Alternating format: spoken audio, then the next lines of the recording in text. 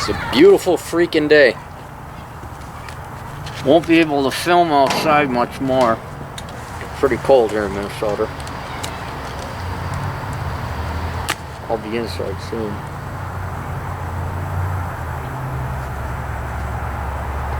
Shit.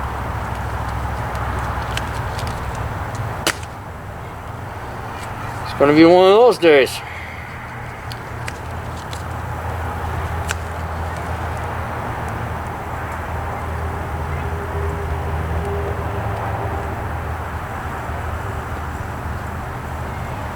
There we go. I wanted to talk to you today about intimidation, because you girls have been lied to by many people, namely Oprah or Cosmo or Glamour or whatever crap you read, about what men are intimidated by. And it's really more a rationalization that you subscribe to so your feelings don't get hurt. So you have a choice now. You can listen to reality, be powerful, be independent, and run the risk of getting your feelings hurt, but then at least it's truthful, and then you be a real adult. Or you can blame me and say I'm a misogynist, sexist, blah, blah, blah, and I don't know, and da-da-da, and girl power and all that other crap. So decide now. If you want to be lied to, again, Oprah's always available to you.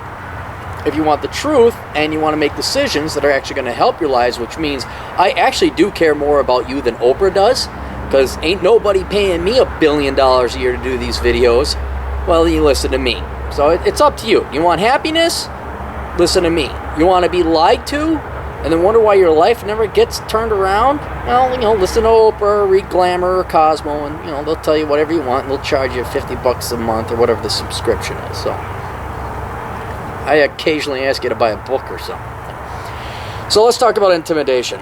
There is the BS going around that men are intimidated by X. And I've written about this before, but X usually means a strong woman, an independent woman, a smart woman, an educated woman, a tall woman, whatever. And I want to tell you the truth from the perspective of most guys. Do not email me. Do not make comments. Well, I know this one person. The Lycus clause is in effect. We're talking generally. Yes, I'm generalizing. I'm stereotyping. I don't care what ist you call it, if it's sexist or racist or bigotedist or ageist.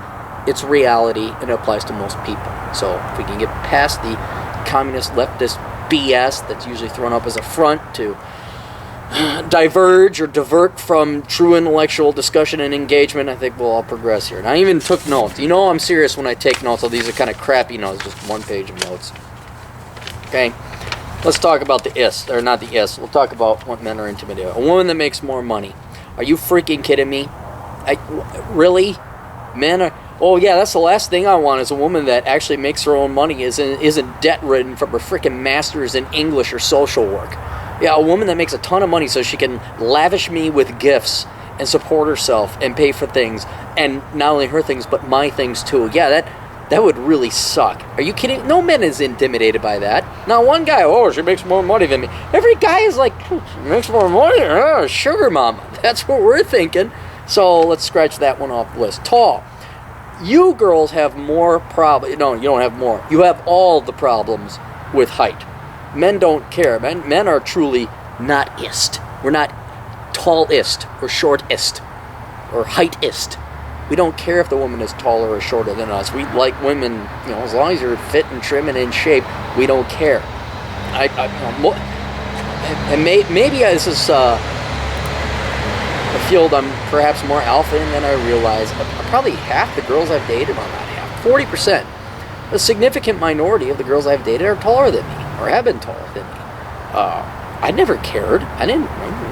Maybe they had an issue with me. I didn't have an issue with that. You girls are the issue that have a problem with height. You're the one, you gotta be taller than me. And, look at any profile. The 5'2" chickie babe on Match.com or Cupid or whatever it is. The guy must be 6 foot. What, really? 8-inch difference? What, are you kidding me? So you're the one. Men don't really care. And I have met, I'll be honest, I have met like one or two guys that their girlfriend's like 2 inches shorter than them, but then when they wore heels, they'd be 2 inches taller than them.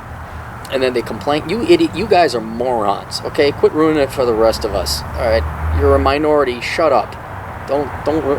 You like heel. No guy is going to care about. Have you ever heard a guy say, she's too tall for me? No, but you hear women, oh, he's too short for me. So, well, that knocks out the second one. Independent. I love this one.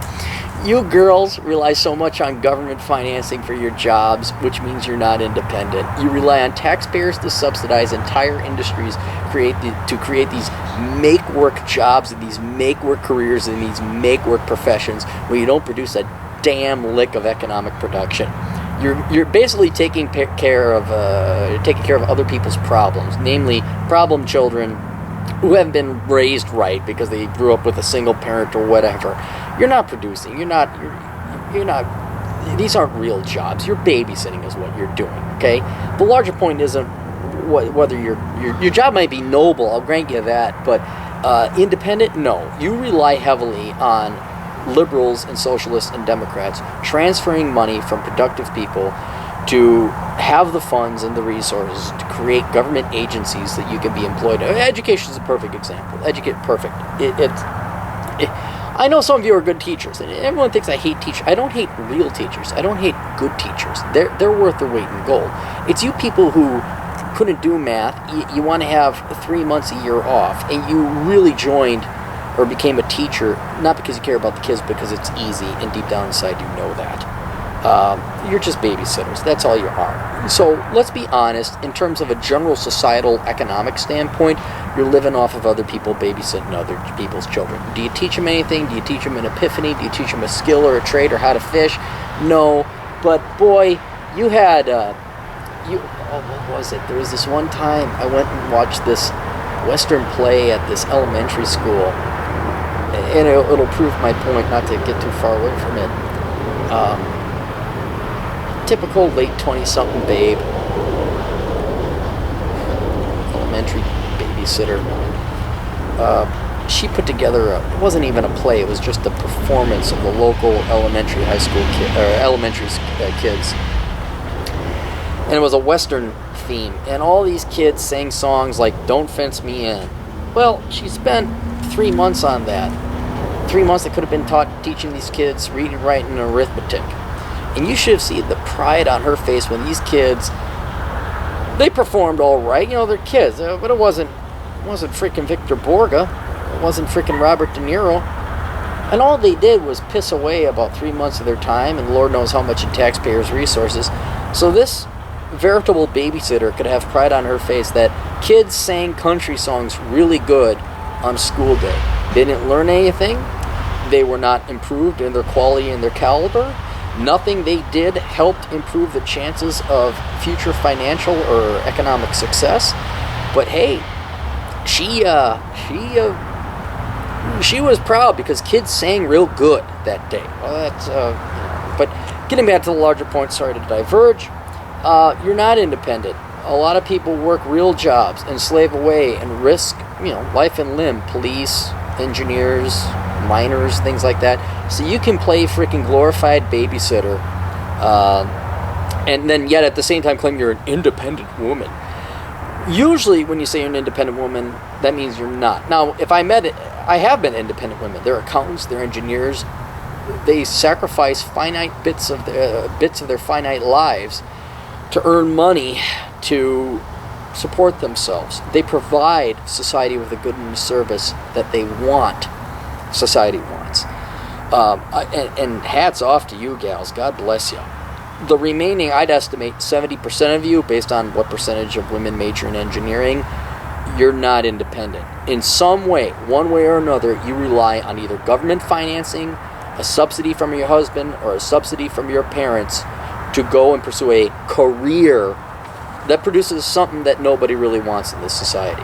So, we're not intimidated by independent women. If we meet a really independent woman, that usually means she makes good money and hopefully makes more money than us. Once again, getting back to the fallacy that men are intimidated by women that make more money than us. So we're not intimidated by independent women. We're actually attracted to independent women You just have the wrong definition of independent. So when you collect your EBT card and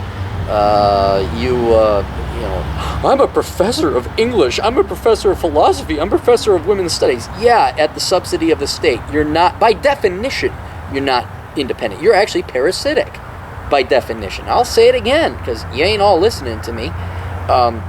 If you collect money from a group of people and you don't provide anything in return, you're a parasite. Okay? You're not independent. You're dependent. So the irony is, of course, most women who brag the most about being an independent woman rely on other people's money via the state to support them. So you're really not independent, are you? Men really do like independent women. You're not one of them. You don't intimidate us. Educated. That kind of goes with independent, doesn't it? You're intimidated by an educated woman. Educated in what? Chemical engineering? Accounting? Astrophysics? Mathematics? I'm not intimidated by that. We like that. You know the girls that like really cool, all the guys, like one of the guys, but she's a girl, tomboy type gal, and every guy buys her a drink? Yeah, you'll never be that. Because she is one of the guys. When we see one of the guys, we will reward it regardless of gender. Because that individual, male or female, has earned themselves the right to be within our little club. That requires some kind of performance, some kind of production, some kind of display of value. When you say, I'm educated, I have a degree, I have a master's degree in social work, I have a master's degree in English, I have a master's degree in breathing, I have a master's degree in existing, I have a master's degree in poetry, you're not educated. You're just a freaking fool that pissed away a ton of your parents' money on worthless shit.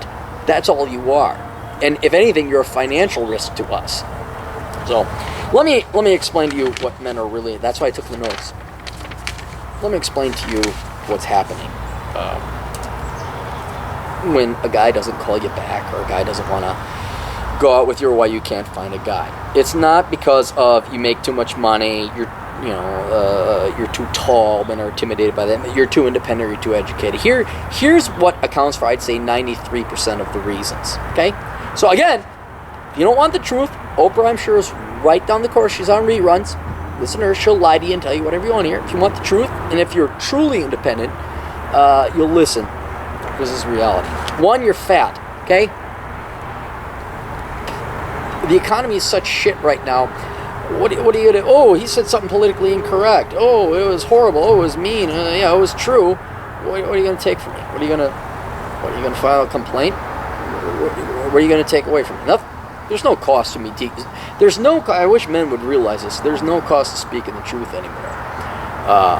So you can. But yeah, the number one reason men aren't going out with you is because they're intimidated by you, or it probably is because you're fat. And I shouldn't even say the majority of the reason, because there's other instances. But I used to have a ratio. It was pounds per inch. And I forget what the range was. But if you're overweight, you know it. Deep down inside, you know it. Don't blame your lack of ability to regulate the amount of food you consume and your lack of ability to go out and exercise on men's insecurities or intimidation. If you're overweight and you know it, clap your hands. If you're overweight and you know it, clap your hands. If you're overweight and you know it, and you really, really show it, well, then go lose some effing weight. So, did that get through to anybody? It's great when you enjoy the decline. All right, here's another reason men aren't intimidated by you, but why they ain't calling you back. You're a pain in the ass. Okay, society, I don't have the time to go into the social background with this. A lot of you girls got attitude, and you've become nothing more than a pain in the ass. You watch TV and you go girl, blah, blah, blah, and you've completely ignored the fact that in order to attract a man, you might want to consider the man as half of the equation, because mathematically he is. So this video games are a lot more attractive than that, so we'll just leave it at that. If you're a pain in the ass, that's probably another reason guys they're not intimidated by you, they just don't like you. You have kids. I know society, and here I actually will be a little bit charitable. Society has told you women that if you have kids, It doesn't matter. You know, MILF, 40 is the new 30, whatever. Cougars, I don't care. When you have another kid from another guy, seriously, your market value drops by about 50%. Don't yell at me. Don't get pissed off at me. That's the reality, okay? You screwed up. You effed up. Now, that's not intimidation. That's just self-respect on the part of the guy, right? So if you got a kid, don't think that doesn't count. Don't think that doesn't have an effect. It does. You have some other guy's kid. No. Me personally, does that really bother? I guess not. I've never really pondered that much about kids. But on a genetic level, or not a genetic, a guttural, biological, evolutionary level, you have some other guy's kid. That can turn off a lot of guys. I can see where that would. So, that's another harsh reality. Again, if it's getting too harsh for you, Oprah's over there with her fatness. And here's another thing. When your career is more important than everything else, and that includes you. When you're all like, well, I'm a lawyer, and I wrote this piece a long time ago about this lawyer chick that was hot. Wouldn't give me the time of day. I won't lie, I liked her. Yeah, I was like, hey. Well, I didn't like her, but she was physically attractive. But man, that career ruined her. And that's what I mean, where your career is more important than everything else, including yourself. You got to realize a career is not everything. Matter of fact, it should be the lowest thing on your totem pole. It should be something that generates enough money to allow you to go and pursue and enjoy your life. And again, you girls have been really sold a lot of propaganda commie goods about going and working hard and everything. Become a lawyer, become this, become an activist, whatever. Don't become an engineer, that's too hard. But, becoming a lawyer, become an activist. And you don't realize what you're sacrificing in the process. Not only, I don't mean to get ahead of myself. Let's focus on the guy first. If you did want to meet a guy, why aren't guys talking to me? Well, here's a problem, ladies. Men are also sentient individuals as well. They would like to have some attention paid to them. They're not going to take their finite life, which they value just as much as you value your finite life, and spend it with someone who's more concerned about whatever it is your career may happen to be. What's worse still, and this isn't even for the guys, this is for you girls. Life is not about working. And you all voted for Barack Obama, so I guess on some intuitive level you know that. It's about goofing off, having fun, and having other people pay for your shit. So, I don't know why you're so wrapped up in your career. Regardless, for yourself, let go of the career. It doesn't pay. I mean, it pays money. It might provide security, but once you have enough security, once you have enough money, you can stop. But in terms of attracting another guy, you look at career gal. No problem with a career gal, especially if there aren't any kids involved. But if a guy wants to have kids, or you want to have kids, but your career comes first, that means the guy and the children come second. And any self-respecting guy, at least any self-respecting guy that you'd want to is a different thing. Any self-respecting guy that you are actually going to be physically attracted to and emotionally and intellectually attracted to, those guys won't settle for that. They're gonna draw a line in the sand. They're gonna John Wayne up on you and say, nope. Well, pretty lady, I know you want to become a lawyer for some non-profit, but screw you. If you want to have children, then I'm gonna be the head of the household. You're gonna dress in a naughty apron with heels. I'm gonna spank that ass while you make me some souffle. That was good, actually. So, anyways, that's my point. That's my little lecture. That's my little sermon. And you have a choice. You can listen to what I say. It's not even listen to what I say. You can accept that this is what most guys think. Or you can swallow the BS that's been fed to you by propagandists like Oprah and the commies and mainstream media about what you should, or just listen to your natural instincts. Just what do you want? You want children? You want a family? Is that going to make you happy? There's nothing wrong with that. I don't know who made that so evil or villainized. I know feminists did, but what's wrong with being a wife? What's wrong with being a mother? There's nothing wrong with that. But this stuff here, this crap, Men are intimidated by money, tall women, independent, educated women. It's BS. You've been lied to. And I know that's a truth you don't want to hear. You know, I'm a jerk for saying it, but if you listen to me, you're going to have a happier life. So, and this really is to help out you women. I know you all call me a misogynist, but that's the first thing from the truth. Because, again, I ain't getting paid for this. I'm trying to help you kids out, or you ladies out. So, it's up to you. You know, that's the way it is. But whether or not you follow it or not, I don't know. I don't care. I'll smoke my clove cigarettes and observe from behind. So, toodles, kids.